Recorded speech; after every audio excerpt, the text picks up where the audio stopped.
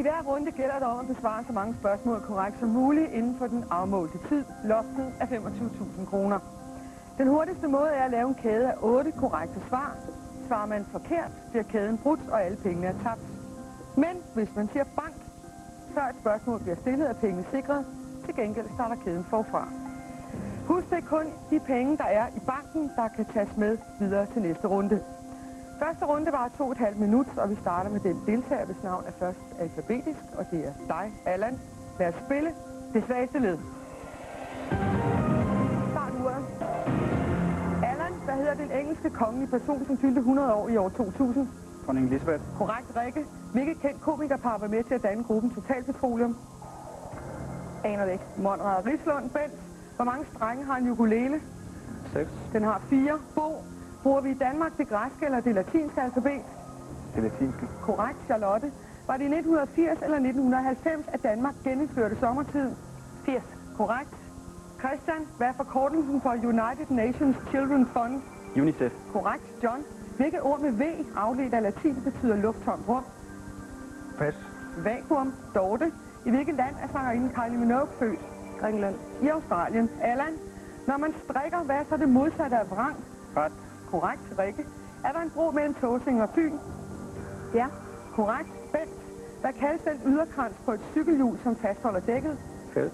Korrekt, Bo. Bank. Hvad er det ifølge gammel talemåde nøden lærer nøgen kvinde? At spinde. Korrekt, Charlotte. Hvilket lands flag har den folkelige betegnelse Union Jack? England. Korrekt, Christian. Hvad er titlen på en håndværker med B, der laver skindtøj og pelse? Det ved jeg ikke. En bundmar. John. Hvad hedder rabatten for Rinkenes Sogn i en kendt børnesang? Rasmus. Korrekt, Dorte. Hvor mange stjerner er der i det amerikanske flag? 52. Der er 50. Allan. Hvad hedder den russiske rumstation, der blev opsendt i 1986, og hvis navn betyder fred? Mir. Korrekt, Rikke. Hvilken engelsk forfatter skrev i 1600-tallet tragedien King Lear? Shakespeare. Korrekt, Bent. Hvilken sportsgren forbinder man med englænderen Kevin Keegan? Fodbold. Korrekt, Bo. Hvilket lands hovedstad hedder Buenos Aires? Argentina. Korrekt, Charlotte. Hvad er Regina det latinske navn for? Grækenland. Dronning. Christian. I hvilken europæisk by finder man Brandenburger Tor? Berlin. Korrekt, John. Hvilken 43-årig musiker har fået tilnavnet King of Pop? Pas. Jeg har Michael Jackson. Dorte.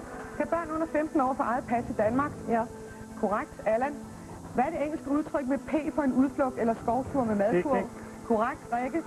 Hvilket ord med H betegner et individ med både maskuline og feminine kønsorganer? Pas. Hermafrodit. Bent. Hvornår indførte man frimærker i Danmark? 1851 eller 1911? 1851. Korrekt, Bo. Hvad hed Cliff Richards backinggruppe, der blandt andet hittede? Tiden er gået, og svaret var The Shadows. I har 2.000 kroner i banken. Og det er jo simpelthen til at få et livmoderfremfald af. Om I ikke går ind og herfra uden en krone på lommen, I skal stemme om hvem, der er det svageste led. Det stærkeste led er Allan. Han havde flest rigtige svar. Flere spillere var næsten lige dårlige, men statistikken viser, at John er det svageste led. Hvad lægger holdet vægt på i afstemningen? Afstemningen er slut. Vi skal afsløre, hvem I mener er det svageste led. Rikke. Rikke. Rikke. Charlotte. John. Charlotte. John. John. Der er stemmelighed. John og Rikke har hver fået 3 stemmer. Rikke, du kan godt lide at have lidt god tid til at svare på spørgsmål. Er det korrekt? Nej, normalt ikke. Det har man jo ikke lige her. Nej, det er jo rigtigt nok. Det kan man ikke lige her. Nej, det synes jeg, jeg har brugt så længe. Det synes du ikke? Nej.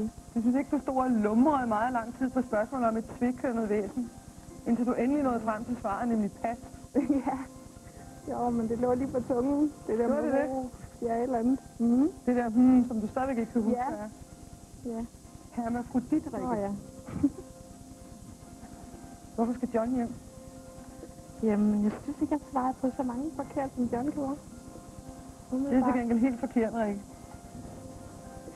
Et ord med V, John, Ja. der betyder lufttomt rum. Det var velkommen. Det vidste jeg også godt. Du vidste det godt. Ja. Det var bare en berømte klap. Okay. Så alle sammenligninger med, hvad der eventuelt ikke foregår i dit hoved, de er helt overflødige? Fuldstændig. Fuldstændig. Hvorfor skal der ikke hjem? Fordi hun er så god som mig. Allan, du har det stærkeste led i sidste runde, og siden der er stemmelighed, så er det dig, der skal bestemme, hvem af de to, der skal hjem. Nu har du ganske selv stemt på Charlotte. Ja. Men det kan du ikke nu. Nu skal du bestemme, hvem skal hjem. John eller Rikke. I det tilfælde, så vælger jeg John. Og det gør du hvorfor? Fordi at jeg synes, kønskvoteringen den er lidt skæv her. John, som nu skal ud og fylde hjernen op med lidt luft. Du er den dårligste spiller, og holdet er bestemt, du også er det svageste led. Prøv.